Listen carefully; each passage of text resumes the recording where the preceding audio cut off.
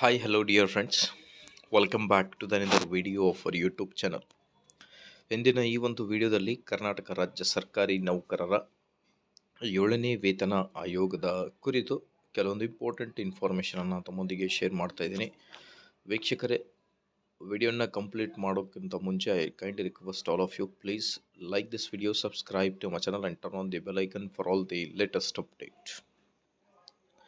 K. Sudhakar Rao sir ನೇತೃತ್ವದ ಆಯೋಗವು ಮಾನ್ಯ ಮುಖ್ಯಮಂತ್ರಿಗಳಿಗೆ ವರದಿಯನ್ನು ಸಲ್ಲಿಸಿದಾಗ ಮಾನ್ಯ ಮುಖ್ಯಮಂತ್ರಿಗಳು ವರದಿಯನ್ನು ಆರ್ಥಿಕ ಇಲಾಖೆಗೆ ಸಬ್ಮಿಟ್ ಮಾಡಿದ್ದಾರೆ. ಅದಾದ ಮೇಲೆ ಚರ್ಚೆ ಮಾಡಿ ಅದನ್ನು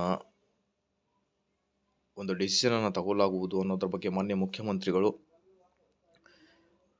ಇನ್ಫಾರ್ಮೇಷನನ್ನು ನೀಡಿದ್ದಾರೆ. ಇದೀಗ 27.50 ಫಿಟ್ಮೆಂಟ್ ಏನು ಕೊಟ್ಟಿದ್ದಾರೆ ಕರ್ನಾಟಕ ರಾಜ್ಯ ಸರ್ಕಾರಿ ನೌಕರರಿಗೆ. ಆರ್ಥಿಕ ಇಲಾಖೆಯು ಆ ಒಂದು ಫಿಟ್ಮೆಂಟ್ಗೆ ಒಂದು ಗ್ರೀನ್ ಸಿಗ್ನಲನ್ನು ನೀಡಿದೆ ಎಂಬುದರ ಬಗ್ಗೆ ಒಂದು ಮೂಲಗಳಿಂದ ಒಂದು ಮಾಹಿತಿ ಬರ್ತಾ ಇದೆ, ಸೋರ್ಸಸ್ಗಳಿಂದ.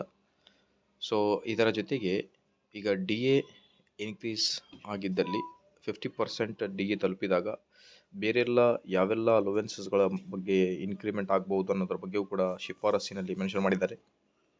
ಲೈಕ್ ನಿಮ್ಮ HRA ಇದೆ, ಹೌಸಿಂಗ್ ರೆಂಟ್ ಅಲೋವೆನ್ಸ್, ಅದಾದ ಮೇಲೆ ಟ್ರಾವೆಲಿಂಗ್ ಅಲೋವೆನ್ಸ್ ಇದೆ, ಮೆಡಿಕಲ್ ಅಲೋವೆನ್ಸಸ್ ಇದೆ. ಓಕೆ, ಸೊ ಹೀಗೆ ಟೋಟಲ್ ಆಗಿ 9 ಅಲೋವೆನ್ಸಸ್ಗಳ ಬಗ್ಗೆ ಶಿಫಾರಸ್ಸಿನಲ್ಲಿ ಚರ್ಚೆ ಮಾಡಿದ್ದಾರೆ.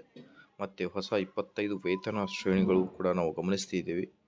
ಸೊ ಹಾಗಾಗಿ ಬೇಗನೆ ಈ ಒಂದು 7ನೇ ವೇತನ ಆಯೋಗ ಇಂಪ್ಲಿಮೆಂಟ್ ಆಗಲಿ. ಇದರ ಜೊತೆಗೆ ಎಲ್ಲ ಲೇಟೆಸ್ಟ್ ಅಪ್ಡೇಟ್ಗೋಸ್ಕರ ಲೈಕ್, ಶೇರ್ ಆ್ಯಂಡ್ ಸಬ್ಸ್ಕ್ರೈಬ್.